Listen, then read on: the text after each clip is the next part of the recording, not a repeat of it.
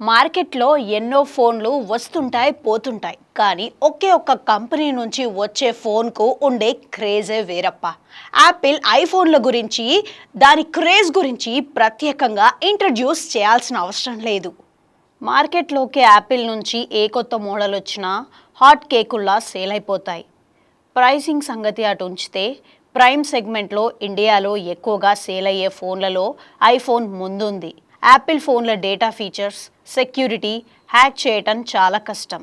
ప్రైవసీనే Apple ఫోన్లు ఎక్కువ మంది కొనుగోలు చేయటానికి కారణం. ఇక యాపిల్ ఫోన్ల ఫీచర్లు, కెమెరా స్పెసిఫికేషన్లు బీట్ చేయటం మిగిలిన కంపెనీలకు కష్టమే. ప్రైస్ మాత్రమే కాదు, ఐఫోన్ ఓఎస్ హ్యాండిల్ చేయడం కొంతమందికి కష్టంగా ఉంటుంది. ఈ రెండు డ్రాబ్యాక్స్ తప్పిస్తే ఐఫోన్లు అంటే క్రేజ్ వేరు. ఇప్పుడు ఐఫోన్ కొత్త మోడల్స్ మార్కెట్లో లాంచ్ చేసింది. ఆ విశేషాలేంటో ఇప్పుడు చూద్దాం. వరల్డ్ వైడ్గా మొబైల్ లవర్స్ ఇంట్రెస్ట్గా వెయిట్ చేసి యాపిల్ ఈవెంట్ అయిపోయింది. మంగళవారం మిడ్ నైట్ యాపిల్ పార్క్లో ఈవెంట్ నిర్వహించారు. అందులో ఐఫోన్ 17 సిరీస్ రిలీజ్ చేశారు. యాపిల్ కంపెనీ రిలీజ్ చేసిన iPhone 17, iPhone Air, iPhone 17 pro, iPhone 17 pro మ్యాక్స్ను లాంచ్ చేసింది. అంతేకాదండోయ్, new generation AirPods pro 3, smart watch series 11, SE3 వాచ్ను యాపిల్ ఇంట్రడ్యూస్ చేసింది. iOS 26 స్పెషాలిటీ ఏమిటి? యాపిల్ కొత్త ఐఫోన్ల ఫ్యూచర్స్ చూసారా? అత్యాధునిక ఫ్యూచర్లతో ఐఫోన్ 17 సిరీస్ మోడల్స్ అందుబాటులోకి వచ్చాయి. IPhone 17 pro, iPhone 17 pro max ఫోన్ల ఫీచర్ల గురించి ఇప్పుడు పూర్తి వివరాలు చూసేద్దాం. గతేడాది యాపిల్ అధికారికంగా iOS 18.6.2 రిలీజ్ చేసింది. ఆ నెక్స్ట్ ఒక్కసారిగా iOS 26కి అప్గ్రేడ్ అవ్వడంతో అందరూ సర్ప్రైజ్ అయిపోయారు. ఐఫోన్, ఐప్యాడ్ యూజర్ల సెక్యూరిటీ కోసమే ఈ కొత్త ఓఎస్ అదిరిపోయే ఫీచర్లు తీసుకువస్తున్నట్లు కంపెనీ చెప్పినా అసలు విషయం వేరు అని టెక్ నిపుణులు అంటున్నారు. ఎందుకంటే iOS 18.6.2లోనూ బ్యాటరీ సమస్య వచ్చింది. దీంతో యాపిల్ వరుసగా సెక్యూరిటీ ప్యాచ్లు, సాఫ్ట్వేర్ చెకప్లు చేసుకుంటూ వెళ్తే iOS 26 ద్వారా బ్యాటరీ బ్యాకప్ పరిష్కారం వచ్చింది.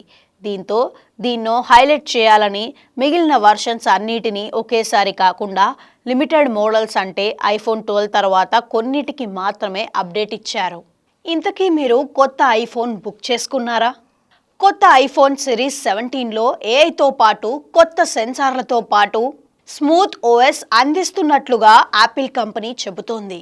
ప్రత్యేకించి ఈ సిరీస్ ద్వారా లైవ్ ట్రాన్స్లేషన్ ఫీచర్ మరింత ఈజీగా ఉంటుందని యాపిల్ అంటుంది. అయితే ఐఫోన్ ఎయిర్ ఫోన్ అందరినీ బాగా అట్రాక్ట్ చేసింది. ఐఫోన్ ఎయిర్ ఫోన్ చాలా సింపుల్గా అందరినీ ఆకర్షించింది. ఐఫోన్ 17 ఫోన్ల మినిమం స్టోరేజ్ కెపాసిటీని ఈసారి 256 GB నుంచి స్టార్ట్ చేసింది. ఈ 17 సిరీస్ మొబైల్స్ అన్నీ OS 26 మీద రన్ అవుతాయి.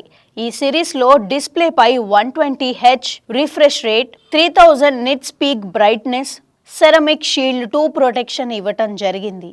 పాత ఐఫోన్లతో పోలిస్తే ఇప్పుడు వచ్చే 17 సిరీస్ బ్యాటరీ బ్యాకప్ మరింత ఎక్కువసేపు ఉంటుందని యాపిల్ అంటుంది.